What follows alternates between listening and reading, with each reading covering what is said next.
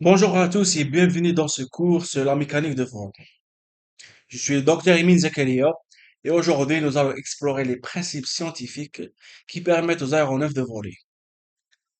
Le chapitre d'aujourd'hui s'intitule Introduction à la mécanique de vol.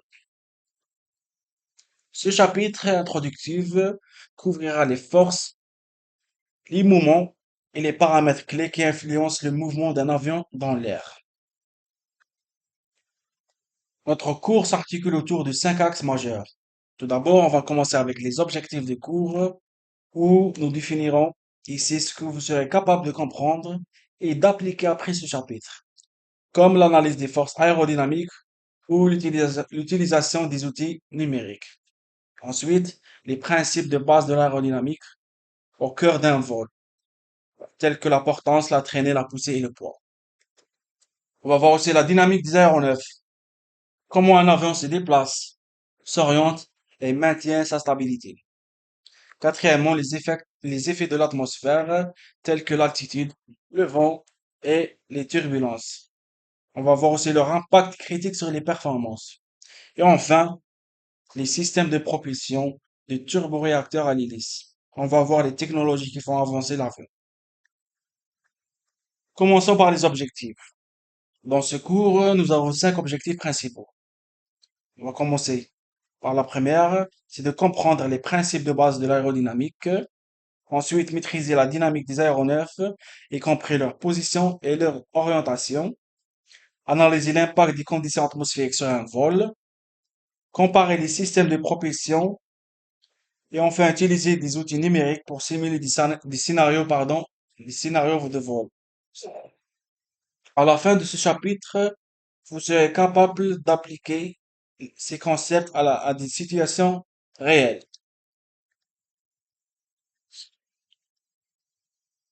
L'aérodynamique repose sur 4 forces fondamentales. Tout d'abord, la portance, qui est générée par la forme profilée des ailes et qui maintient l'avion en l'air.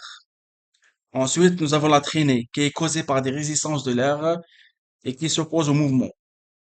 Ensuite, la poussée qui est produite par des moteurs qui propulsent l'avion vers l'avant.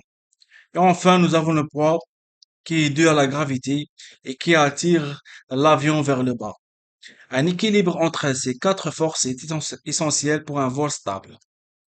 Par exemple, la poussée doit vaincre la traînée, tandis que la portance doit équilibrer le poids. La portance, c'est la force magique qui nous maintient en l'air.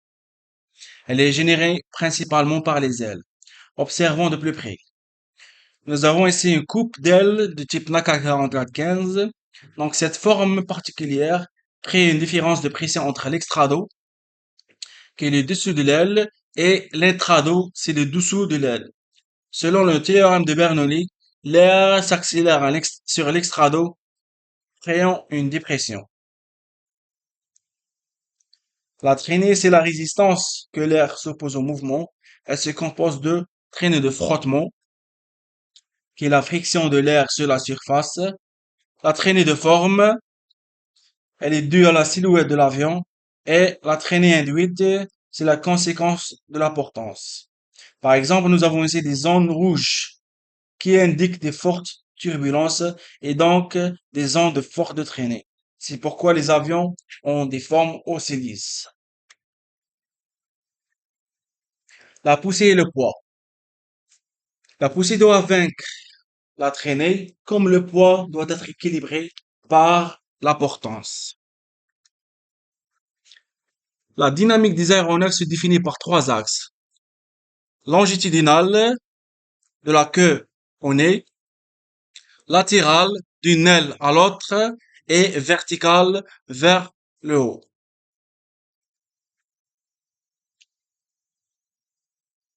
La stabilité longitudinale, c'est la capacité de l'avion de retrouver son attitude de vol initial après une perturbation. La stabilité latérale, c'est la capacité de l'avion à maintenir un cap constant. Le contrôle, c'est la capacité de pilote à modifier l'attitude et la trajectoire de l'avion. Donc la stabilité est cruciale. Prenons un exemple sur la stabilité longitudinale. Nous avons le centre de gravité et le centre de pression qui doivent être parfaitement positionnés. Donc, si l'avion est perturbé, il doit pouvoir retrouver son équilibre naturellement.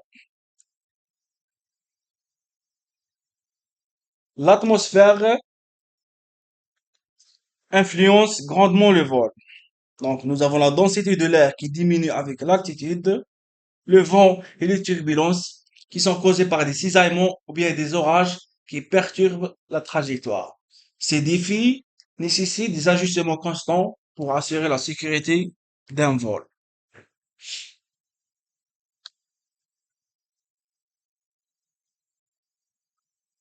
L'altitude n'est pas juste une question de vue imprenable, c'est un défi aérodynamique. Voyons comment elle influence les performances d'un avion. Par exemple, en montant, l'air se raréfie. Ici, à 10 000 mètres, il est 3 fois moins dense qu'au sol. Les conséquences directes sont la portance réduite, donc il faut voler plus vite pour la compenser. La poussée diminuée, donc les moteurs avalent moins d'oxygène, leur puissance baisse. Qui n'a jamais serré son siège en traversant des turbulences? Donc ce phénomène, bien que souvent inoffensif, est l'un des défis majeurs de l'aérodynamique. Voyons pourquoi et comment les avions les gèrent. Donc les turbulences sont des mouvements d'air désordonnés provoqués par des cisaillements de vent, par exemple un changement brutal de la vitesse ou bien la direction, la convection thermique, les orages, soleil qui chauffe le sol, des ondes montagneuses, air perturbé par le relief. Par exemple, imaginez un avion traversant un nid de bosse, invisible. C'est exactement ce qui se passe. Il existe plusieurs systèmes de propulsion. Les moteurs à réaction, comme des turboréacteurs qui fonctionnent par combustion et éjection de gaz. Les moteurs à hélice qui utilisent des pales pour se propulser.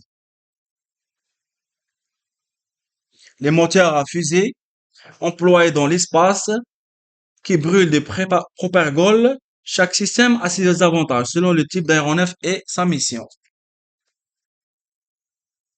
Rien ne symbolise mieux la puissance aéronautique que le rugissement d'un turboréacteur. Donc, ces moteurs sont capables de propulser un avion à près de 900 km par heure, fonctionnant grâce à un principe physique redoutable efficace, la loi de réaction, pardon, la loi d'action et réaction. Un turboréacteur transforme l'énergie chimique de carburant en force de propulsion en 4 étapes clés. Nous avons ici l'admission. L'air est aspiré et comprimé. Nous avons la combustion. Le kérosène brûle à 1500 degrés Celsius, créant des gaz expansés. Nous avons ici la détente. Les gaz activent une turbine qui entraîne le compresseur. Nous avons ici l'éjection. C'est les gaz qui sont expulsés à haute vitesse, propulsant l'avion vers l'avant. Pour conclure, retenez 3 idées clés. L'équilibre des forces est vital pour un vol. L'aérodynamique détermine les performances. La maîtrise des paramètres atmosphériques et des propulsions est essentielle. Donc, ces principes sont la base de toute analyse en mécanique de vol. Alors, merci de votre attention et à bientôt pour de nouveaux apprentissages. Merci.